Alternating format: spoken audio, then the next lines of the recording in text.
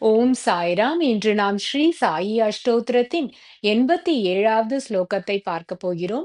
ஸ்ரீ சாயி அஷ்டோத்திரத்தை நமக்கு தொகுத்து வழங்கியவர் பூஜ்ய ஸ்ரீ நரசிம்ம சுவாமிஜி அவர்கள். இதற்கு விளக்க உரை திரு சேஷாத்ரி ஐயா அவர்கள் அளித்துள்ளார். ஸ்லோகா 87.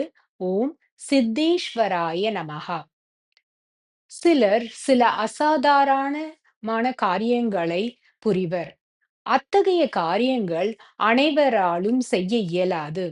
இத்தகைய அசாதாரணமான காரியங்களுக்கு சக்திகள் அல்லது அதிசயங்கள் அல்லது சித்திகள் என்று பெயரிடுவர். இத்தகைய சித்திகள் கிடைக்கப் பெறுவதற்கு ஒருவர் நீண்ட காலம் ஒரே நிலையில் தியானமோ, தபஸோ அல்லது ஜபமோ செய்ய வேண்டியது இருக்கும்.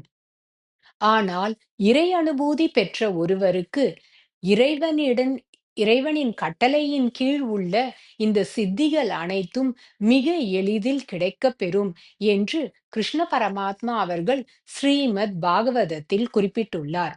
ஸ்ரீ சாயி பாபா எப்பொழுதுமே குரு தியானத்தில் இருந்தார்.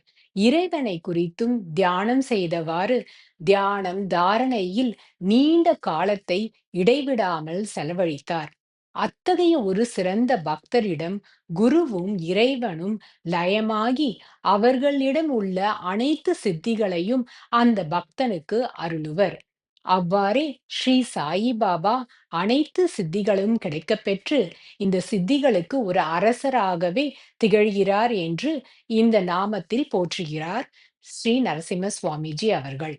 ஓம் சாய்ராம்.